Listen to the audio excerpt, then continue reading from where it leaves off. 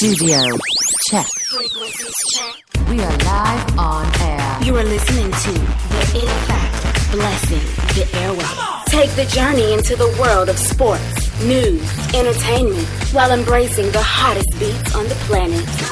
Rocking the mind, body, and soul. With energy, electricity, and a splash of controversy.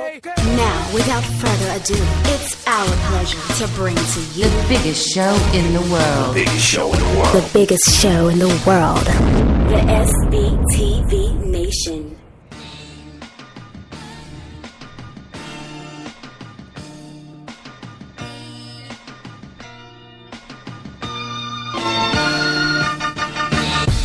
SBTV Nation, good morning and get up. I'm the Dream. This is the thing we call the biggest show in the world, and I'm here with my boy, the Mad Hatter.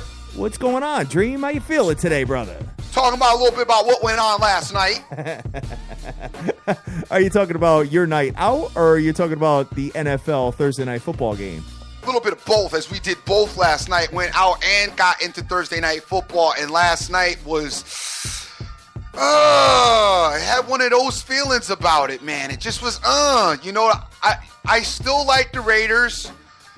I still think the Raiders are a very good team. I still think they're better than Kansas City, but Kansas City definitely defensively was able to hold the Raiders down. Some bad play calls and bad play decisions for me on fourth down in the red zone yesterday.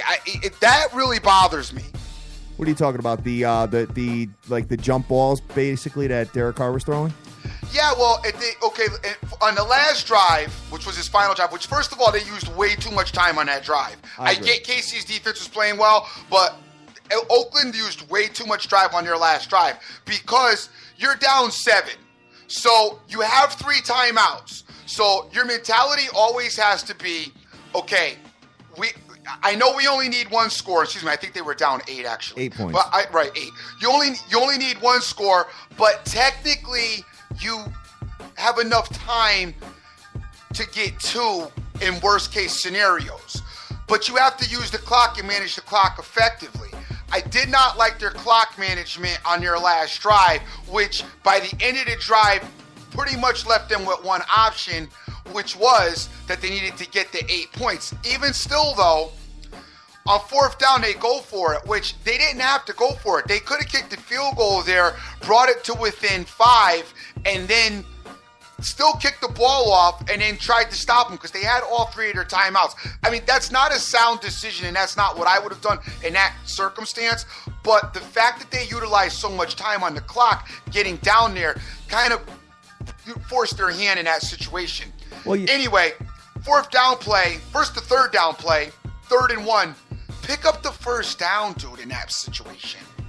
Yeah, I mean, well, you know what they were doing, Dream, is that they were running. I mean, KC had that dual safety going on where it was almost like a zone defense, so to say. Sure. And then what was happening was that on first downs, the Raiders were running and they were picking up anywhere from 5 to 9 yards on first downs. And then it would just seem like, you know, they would get a stupid penalty or something would happen. They would throw the ball on second down. It wouldn't work, or, you know, it just seemed like the KC defense gave up big chunks and first downs, but then ended up holding the Raiders and putting them in bad situations at the end.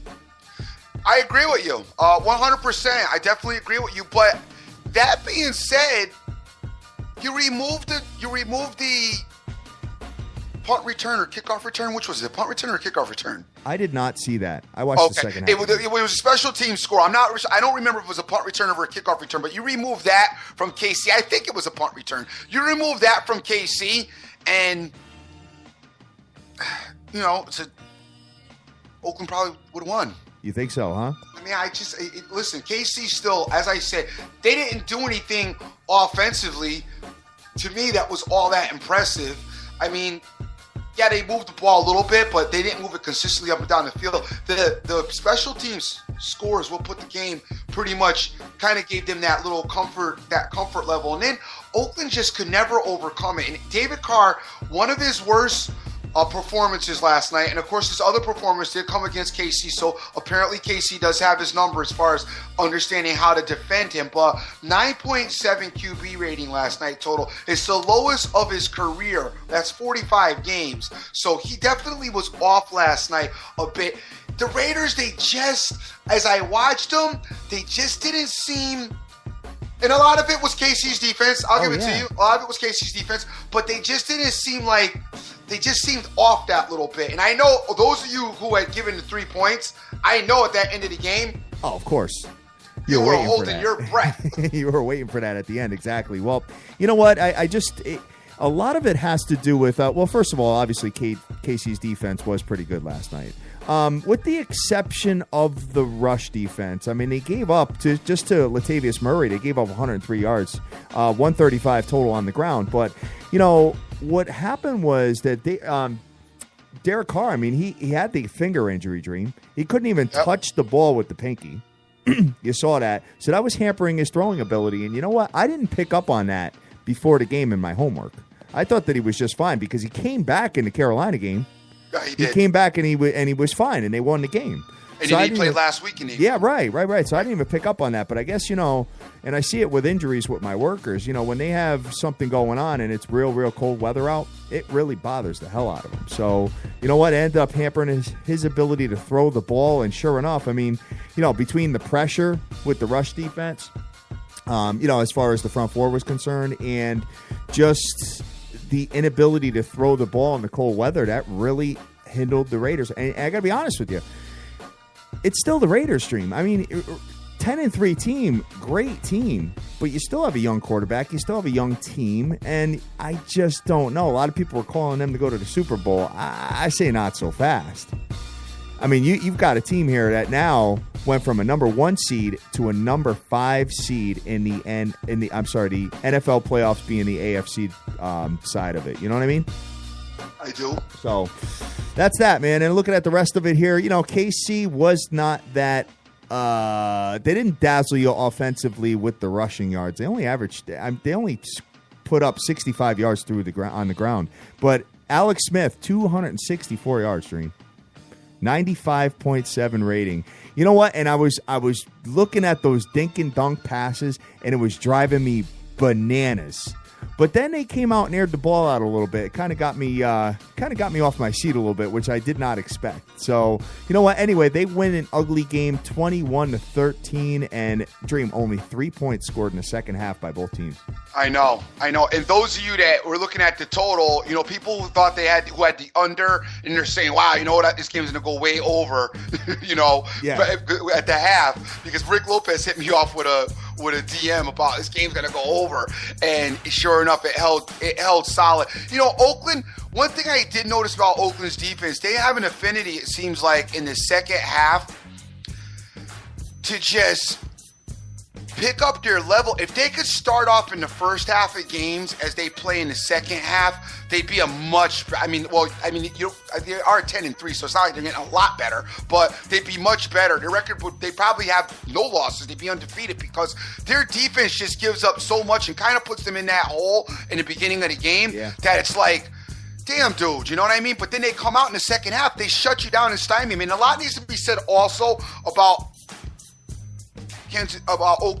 Oakland's offensive line, which is also not that bad of an offensive line. As you saw them, they were effectively able to run the ball against Kansas City. It's just every single time it seemed like in third down situations, man, the Raiders just had the wrong play calls against this Kansas City defense yesterday in that whole second half, which was just bothersome. As you're watching the game, and I'm just watching it, I'm just like, well, why'd they call that play? Like, that play's like a stupid play, or why'd he go there?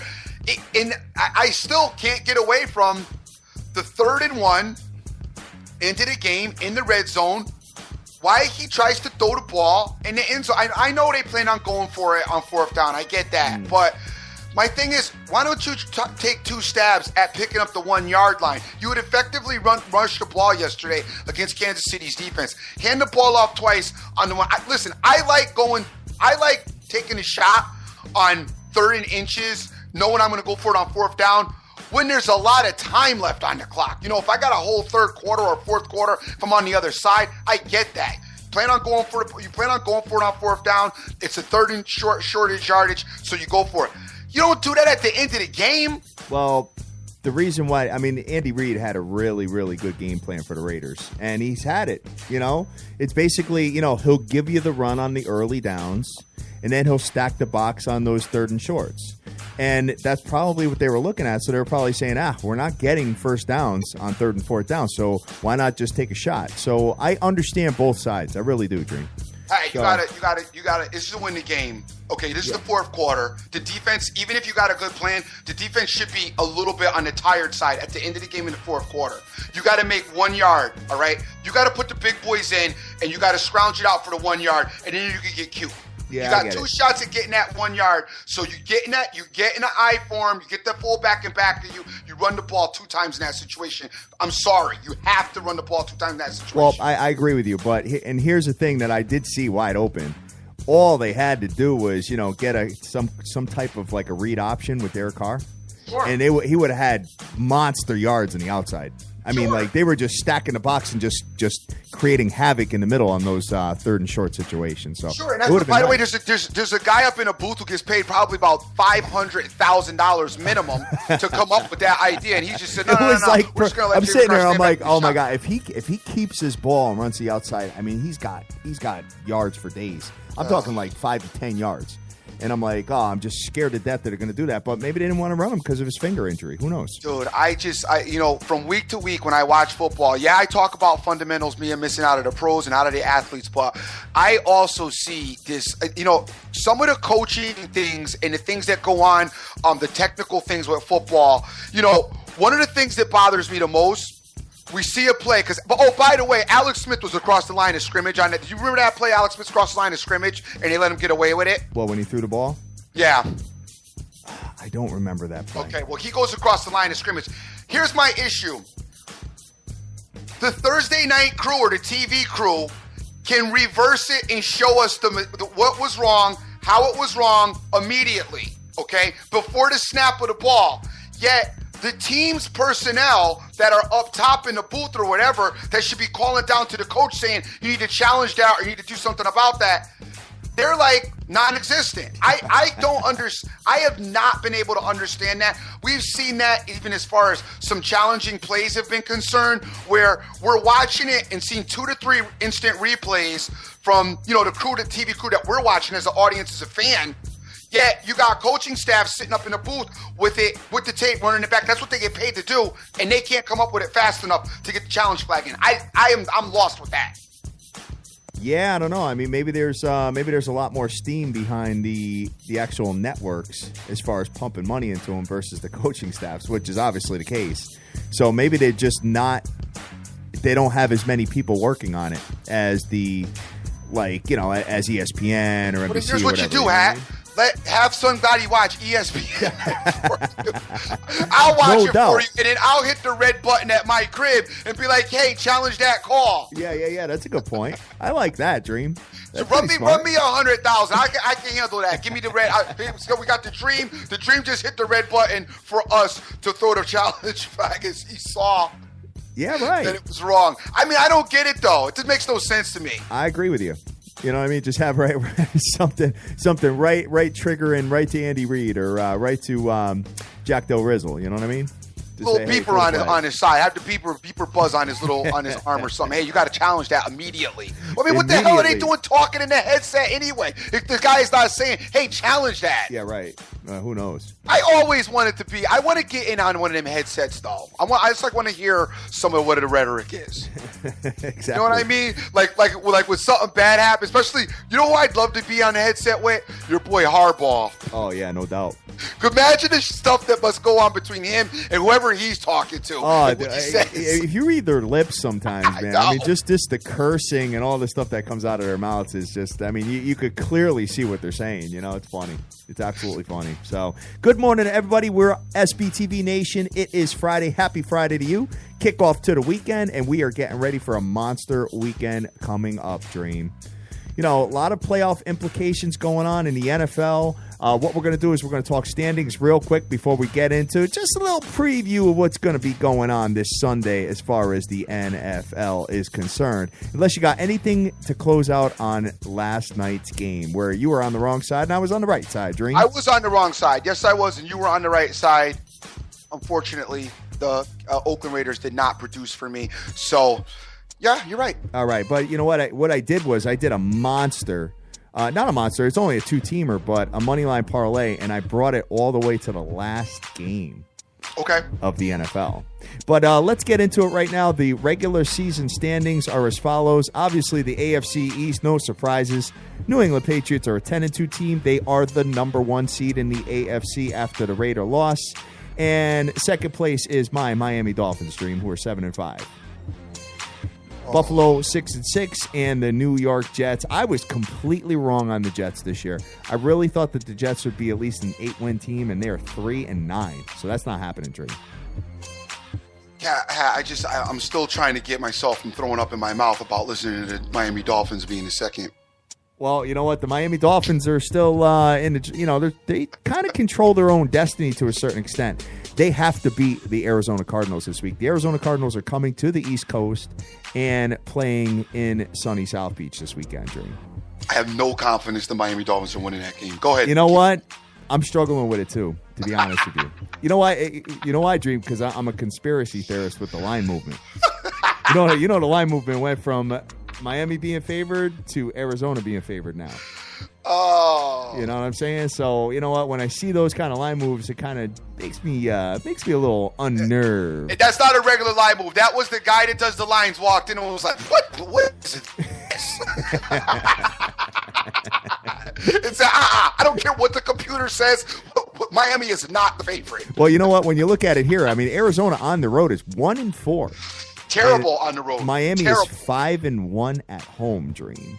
So, you know what? Miami has 2 more home games left, 1 versus Arizona and 1 versus the New England Patriots. And if the Raiders lose 1 more game and the Patriots win, I believe they'll probably secure that number 1 seed and probably will be sitting everybody for that Miami game. So that's why I'm calling them as a 10-6 team. But they were favored -2.5, and now they are a 1.5-point underdog at home, the Miami Dolphins, this weekend. But it's Arizona, Dream. Come on. You know Arizona stinks. No, because I was very impressed with Arizona's ability to beat Washington last week. That was an impressive win on their part. I know they were home, but still very impressive because Kissing Cousin him can sling. By the way, Washington's offense makes Miami's offense look like, I don't know, a Yugo I say compared not to a so fast. Porsche. Not so fast on that. Stop it. AFC North, Baltimore Ravens and the Pittsburgh Steelers are tied. Tannehill wishes he was good as Kissing Cuz. Wow. And so do you. I think we'd have to do a quarterback comparison on Hey, that. stop it. Hey, you know what? Keep it. You guys and you homer guys with your teams. You guys, I have never met so many unrealistic people about the teams that they like on Twitter and doing this show. Between you and the Dolphins, Dr. Dizzle and them nasty Giants. All right. The people on Twitter in their time, all of a sudden, the Carolina fans all disappeared that were around last year, praising Killer Cam and how good he was. And I kept telling everybody he's not that good. Okay. All right, I got you. Well, Ryan Tannehill, I mean, not having an awful year, Dream. No, because it's smoke and mirrors. They're getting an incredible year out of Ajayi. I will admit that the defense has stepped up. So he hasn't been first of all, he hasn't been behind a lot like we saw him in the past. So they haven't been forced into throwing situations like they've been in the past. The issue, by the way, the cancer is still their hat. They went in, they cleaned it up, but it still exists. It's Tannehill. All right, I got it. So moving on here, let's talk about the AFC North. The Baltimore Ravens are ahead of the Pittsburgh Steelers. They own the tiebreaker here. Both teams are 7-5, basically running neck and neck. And I mean, Baltimore is 4-0 in the division, Dream. That's an interesting race there because both teams are looking at each other and waiting for somebody to drop. Yeah, because it's basically a 2-team race, considering the fact that you got the Bengals who are 4-7-1, and you got the 0-12 Browns that are completely eliminated here. Cleve about to They're about to do something, though. Well, they're going to do something because they got RG3 coming back this week, brother. RG Frizzle is back. They're about to make their run, make Cleveland great again. They're going to be making Cleveland great again. There you go, brother. Well, you know what? Hey, it's just going to come down to probably come down to the last week of the season with Baltimore and Pittsburgh. And that's awesome because we like that. That part of the NFL I do like. The part where everybody's kind of dusty for most of the season, I don't like. But right now, as we're getting into crunch time, I do like. Go down to the AFC South. All right. So we got the rest of it here. Let's talk about the AFC South, where we got 3 teams that are tied right now. You got the Texans, Colts, and Titans all at 6-6. And if it ended today, Houston wins the tiebreaker and would be ahead. But you got a lot of games left. You've got 4 games left to be exact. So you've got basically you're 75% of the way through the season right now, and the Houston Texans in the division are 3-0. I think the Colts are going to win the division, Dream. I think the Titans are. You really think so, huh? I think the Titans are the better of the 3 as far as the most balanced, because the Colts defense still drives you insane. Yeah, but I need to look at let's look at let me look at Tennessee's record. I mean, there's who they play left. Let's see. They've got left the Broncos, the Chiefs, okay, well, I guess Tennessee is not winning the division. My bad. Very good point, man. Let's see. I mean, Houston has to go to Indianapolis this weekend. So that's a very, very big game. But then the Colts, listen to this. They got to go to the Vikings, to the Raiders, but then they have Jacksonville at the end. So they could possibly be like 2-2. They could be an 8-8 team that wins this division. Okay. You know what I mean? So moving on here, obviously the AFC. This weekend's game is if the Colts want to win, they have to win this week. Yeah, they have to win this week, exactly. So AFC West, you got the Kansas City Chiefs that are ahead of the Oakland Raiders as they swept them this year, Dream. And you know what? Last night wasn't as convincing, but the game before versus Oakland and Kansas City was very decisive as far as Kansas City winning that game. I mean, they mopped the floor with the Oakland Raiders in Oakland. And you got the Denver Broncos who are sitting at 8-4 and looking for a wild card, Dream. Your Denver Broncos. Don't let the Broncos get a wild card. That's the team everybody's afraid of. Nah, I disagree. I disagree 100% because they're going to be on the road. And defense still had the defense. Yeah, but look at the quarterback, Dream. Come on. I know. Wait. My bad. I'm sorry. I'm glad you just said that. Yeah, let me rephrase that. How much did you drink last night? Let me rephrase. I'm Seriously. sorry. My bad. Okay. Stop. All right. Hold on.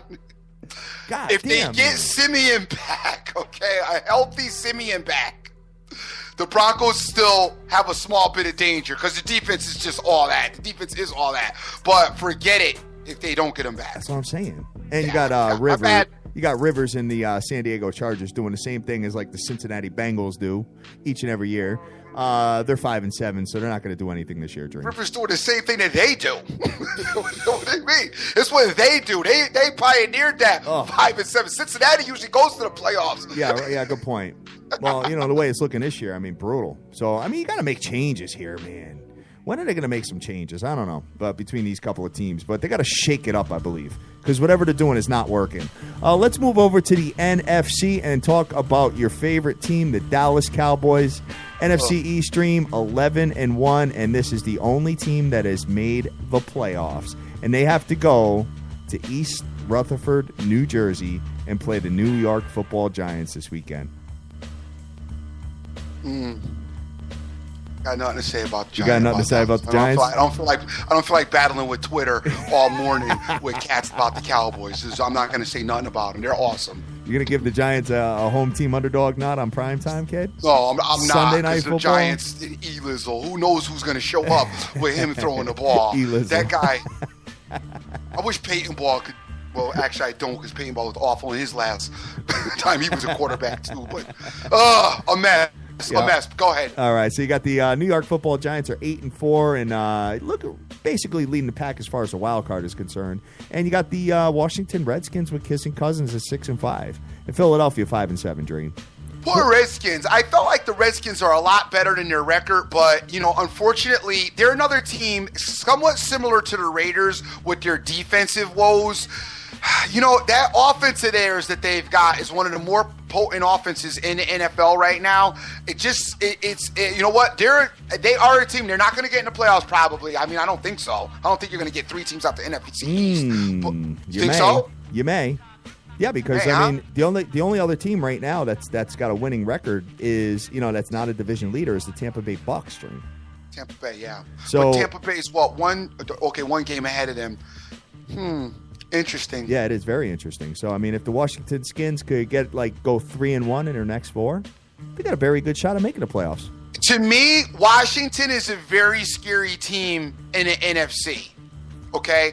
If Washington could figure it out, really, they're on the defensive end and stop making some of the mistakes, I think coaching mistakes, to me, they're a real dark horse, scary team that you would not want to play because – I mean, like I said, they can. He slings that ball. They can move that offense can move up and down that field. So Washington is a scary team to me. How about the NFC North? Yep. I don't think anybody saw this coming. The Detroit Lions are 2 games up on the Minnesota Vikings and the Green Bay Packers. And Megatron wants to come out of retirement now to come back to them. Yeah, right. Yes, sir. This team is hot. I mean, 4-0 in their last 4. They've won the last 4 games. And you know what, Dream? When you look at their record, 8-4, they've won 66% of their games. But their point differential, they've won so many close games. Sure. Point differential is only plus 24. I mean, that's crazy. That means they're winning their games by an average of 6 points. One score. Don't you think they lose the first playoff game they play, though? It depends on who they play. Okay. Because here we go. Let's say Seattle, Atlanta. Yeah. They lose. Yeah, but it wouldn't be that. It would probably be they would play a wild card team. They wouldn't play a division leader. They would play the likes of New York Football Giants or the Washington Redskins or Tampa Bay. I don't know, Dream. They're going to be at home. Don't forget. So it'll be a good game. Probably be a pick. I don't know. There's something about them. Maybe it's because they're always coming from behind. Yeah. Maybe because they're always down. There's something about them that I'm still not buying into. I get it. I totally understand that. So in Stafford, I like Stafford, but Stafford will shoot himself in the foot sometimes. Mm-hmm. It's hard to give the nod for Detroit. It's hard, but I got the idea. Totally got the idea here. And the Chicago Bears, obviously 3-9. But moving to the NFC South, you got the Atlanta Falcons and the Tampa Bay Bucks that are tied. But Atlanta still owns the tiebreaker because they won the head-to-head matchup, and they are 3-1 in the division. So who do you think comes out of here? Because Atlanta's kind of fallen off a little bit.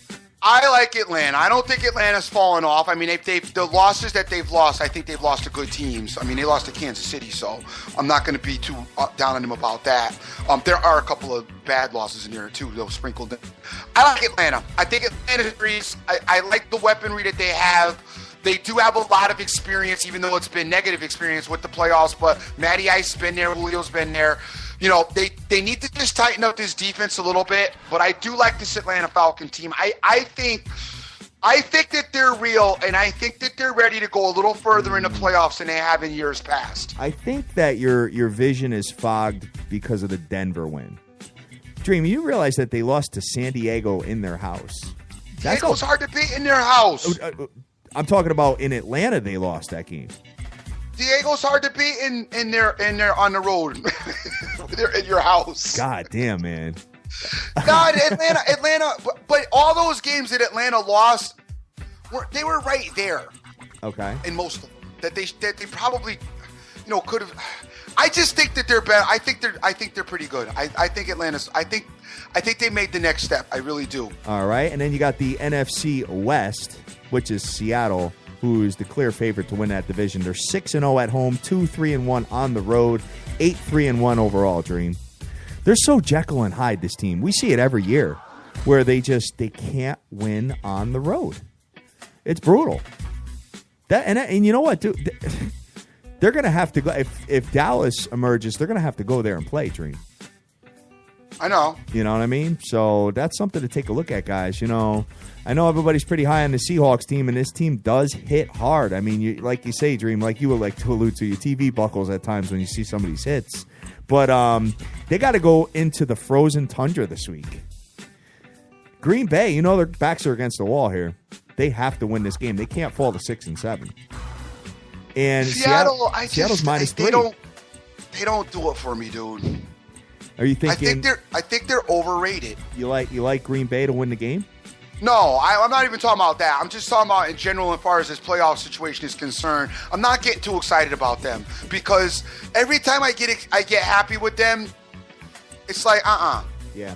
Well, you know what? They got this game at Green Bay, and then they follow with 3 games left, which is the Rams at home, which we all know how that goes sometimes. The Cardinals at home, and then they got to go to the Niners at the end, Dream. So they could very well win 3 out of 4 games at least. Sure. You know what I'm saying? But who knows? Who knows? They're, like I said, Jekyll and Hyde on the road. So if it ended today, man, where are you at as far as the AFC? Are you Patriots all the way? No, I'm not. You're not? Nope. You don't think the AFC is dominated by the Patriots? I don't. So who do you got emerging out of there? It's tough. I mean, the AFC, to me, the AFC is tough. It's very competitive. I'm very scared and very leery of the Oakland Raiders and the Pittsburgh Steelers. Pittsburgh Steelers, okay. If the Pittsburgh Steelers could get some momentum, yeah, that's with all that they need. offense, yeah, because all they need. You know what my problem with the Patriots is? One, here we go again limping into the playoffs like the Patriots always seem to do in the last 5 years. All right? They're limping in. Gronk's kind of banged up or not playing. Who knows? He may not even be playing in the playoffs. But that's a major weapon, and they're definitely a different team. And the England Patriots defense at times, I know, I know they've only lost 2 games, but that defense has not been impressive. And playoff football is a lot different than regular season football, as we've talked about a lot. And I think you could find a team like a Raider team that's hot, or even like the Steeler team that's hot, could pick them up. I mean, it's going to be a hard thing to do. Don't get me wrong. I don't think by any stretch of the imagination anybody's running away with it. I just think the AFC is a little bit more competitive than I think the NFC is, and it's tight. And I'm overlooking Kansas City still, who Kansas City's offense just drives me insane. But you can't overlook Kansas City because, dude, you keep talking about the Patriots winning this division. I know they're on top right now. The Chiefs could end up winning, with having home field advantage throughout the playoffs over the Patriots. You know what? That's not a bad point because when you're looking at it here, I mean, they are 10-3. New England Patriots are 10-2. Well, when you look at the rest of the landscape of what the Patriots have going on, as far as their final 4 games, I mean, they got to go to Miami, which is dream. I don't care what you say; it's never easy. Listen, interdivision matchups are never easy. Okay, but they got they got the Ravens at home, which I think they're going to win. I already put that play in. They got to go to the Broncos, which I'm not sold on the Broncos, and I think they have a little revenge on their minds. They got the Jets at home, and then they got to go to the Dolphins. Honestly, if the road goes through Gillette Stadium, I think the Patriots are in the Super Bowl. I really do. Because I don't see any. Because you know what? Even with Gronk out, they have so many other weapons. I mean, Tom Brady is clearly one of the best quarterbacks of all time. You got to give it to him. No doubt. You got to give it to him. And just the way that he spreads the ball around and makes everybody around him better just puts him at one of the top, if not one of the best of all time. No doubt. But my issue here is, though, in playoff football, a lot of times the defenses are able to come up with a lot of answers when they make their game plan and get their game plan together to defensively, kind of eliminate some of the weaponry. Not having Brady's number one option that he really likes to, his number one outlet, okay, when he's in trouble, the emergency guy, which is the Gronkowski. It does pose some interesting issues for them, especially if they play a defense, like a Kansas City defense. So that's very, very good. That will be able to eliminate some of the other factors from that. So I do think that having Gronk not available and not having that solid running game that the Patriots never seem to have may pose to be very interesting at the end of this and maybe an Achilles heel for them going forward into the playoffs. Yeah. Well, you know what? I mean, I'm looking at he's just got a bunch of guys that he's been throwing to, and it's just so hard. And I've been a defensive coach, when you have an offense with just so many weapons, I mean, who do you really focus on? You know what I'm saying? All of a sudden you're focused on Edelman, Amendola, and then they're throwing. Wasn't working against Seattle. Yeah, then they're throwing James White at you. They're throwing Chris Hogan at you. I mean, they're throwing all these guys. It's just like, damn, it's it didn't so work crazy. against Seattle, Hat. Yeah, but they were right there, Dream. No, And I I'm know, really I know they were surprised right they there, but I'm just saying. We've seen it at the Patriots in the playoffs before. I mean, I go back to last year's game against Denver. I do agree with you, though. If there's any team that can knock them off, it's probably somewhere of the likes of like a Pittsburgh Steelers. Or I like the Chiefs a lot, and I called them to win that division, but I just can't see them going into Gillette with that offense. You know what I mean? We saw it last year. It's the same mirror image. I just can't see a stagnant offense going into and going, shot for shot with the Patriots and winning. I just can't see it. You know what I'm saying? I do know what you're saying. Especially, dude, if they want to run that 2 safety set versus the Patriots, Brady he'll throw screen passes and little slants all day long and murder you. And then he'll splash in LeGarrette Blount and forget it. Oh, no, I'm not worried about the Chiefs not being able to effectively defend the Patriots. The Chiefs will be able to defend them. I'm worried about the Chiefs, like you said, not being able to do anything on offense and leaving their to me, their issue is leaving their defense out there forever because, eventually Brady is going to tear you up. That's the issue with them. And don't let Blount get the ball for 9 yards on first down. True. You know what I'm saying? Because then you're going to see Uncle Tom. You know what he does on 3rd and 1. He's running right up the middle, baby. That's what he does, and he's very, very successful at that. I think Patriots he's like 75%. don't want to see the Oakland Raiders, and it will be stop with the Raiders. I'm done. Can we just stop for 1 minute and just talk about this for a second? Because the Oakland Raiders are actually the team that catalyzed the New England Patriots to be the team that they are, because the Tuck Rule game was the beginning of the Patriot dynasty. True. So it would be so poetically justified if the New England Patriots were to have to meet the Oakland Raiders in an AFC Championship game again. But I'd like it in Oakland. It's not going to happen. I like it better at Oakland. Seed. Oakland, you're going to see Oakland playing on Wild Card Weekend, brother.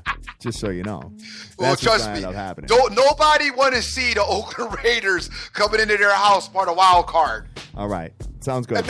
Except for maybe Kansas City. Kansas City, everybody else is not excited to play the Raiders. Jim, you sound like your voice got a little better as the show went on. Sounds like you got a little bit more energized as the show went on. Well, we're talking about a topic that's great, man. As we're looking forward to this playoff season, we've been hitting on this AFC. We haven't gone near the NFC now, as far as anybody emerging from the NFC. I mean, Dallas is clear cut, but okay, they're clear cut. I'm just gonna keep quiet about Dallas. Isn't it nuts how this team has just been? I just can't get over the success of the Dallas Cowboys. I really can't. And, I mean, clearly the odds-on favorite to win the NFC. I mean, who the hell predicted that at the beginning of the year? Especially with Romo going down. No, but nah.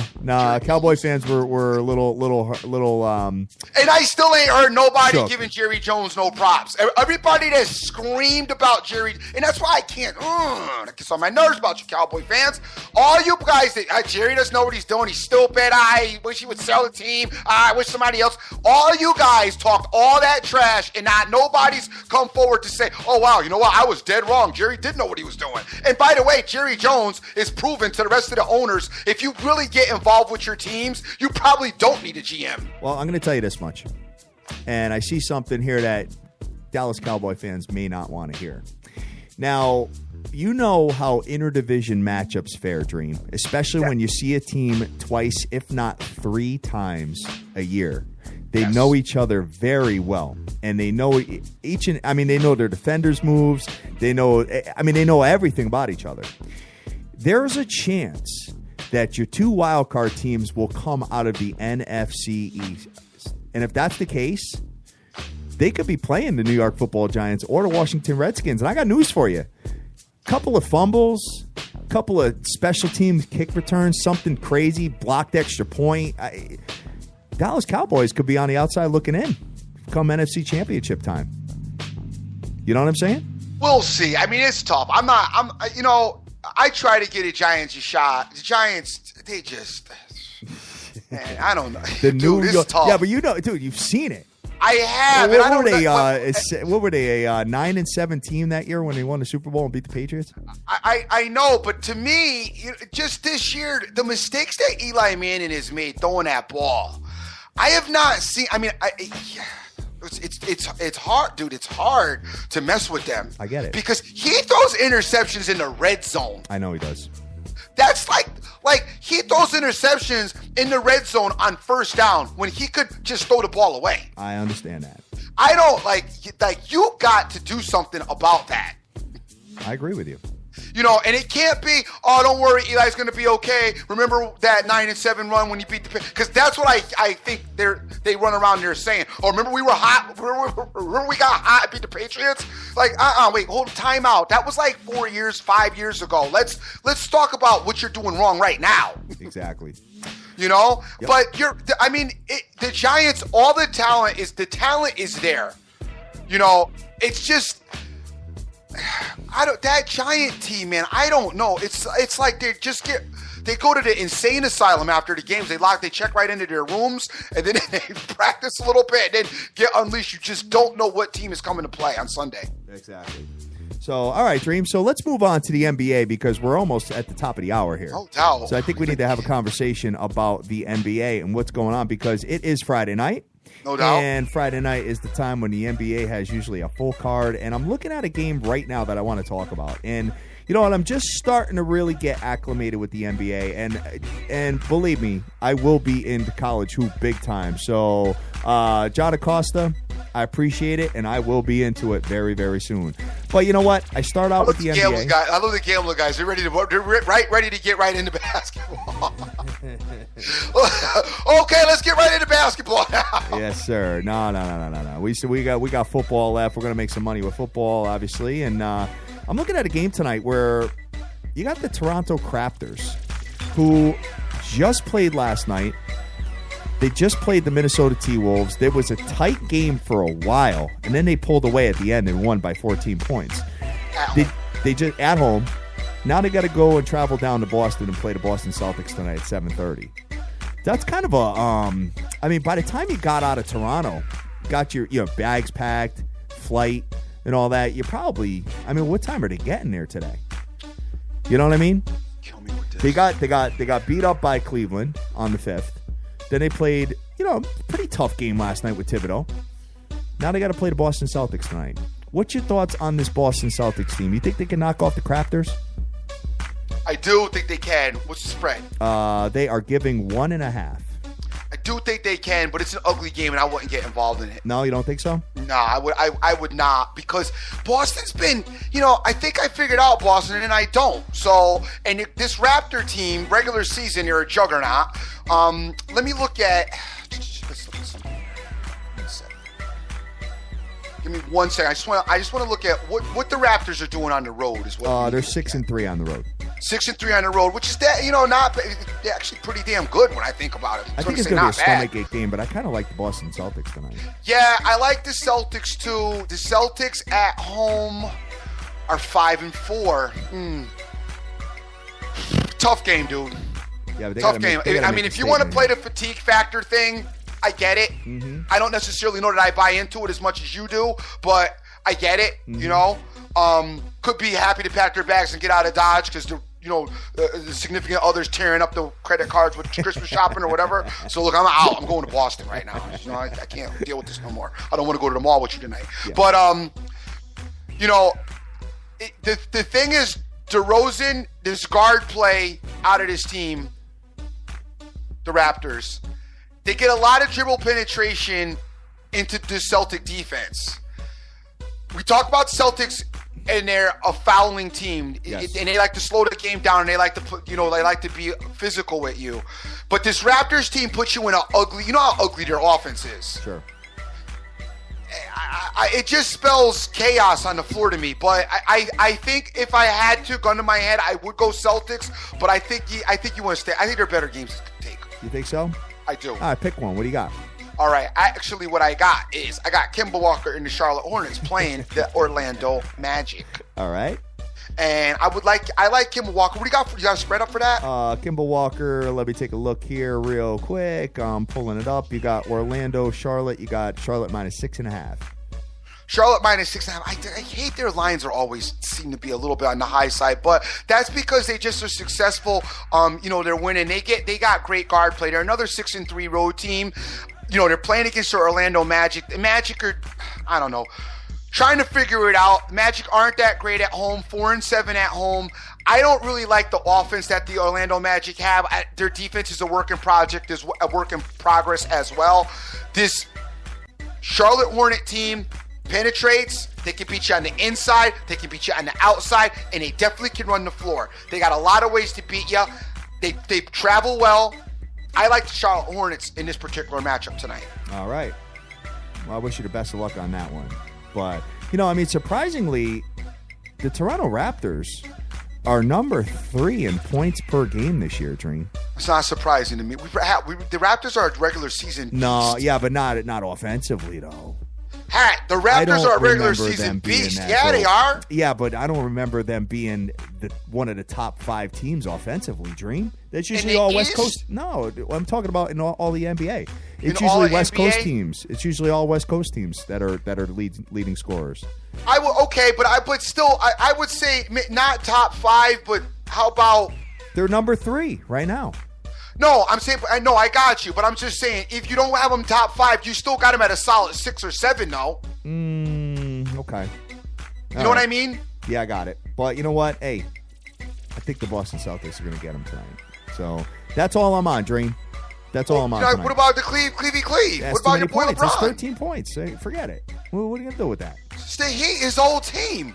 Yeah, watch the Heat be up in at half. Watch. He got mad injuries. They're coming in limping into this game. LBJ coming in, got his little bit of swagger back. You don't like LB Jizzle? Maybe I don't. It doesn't pay any money.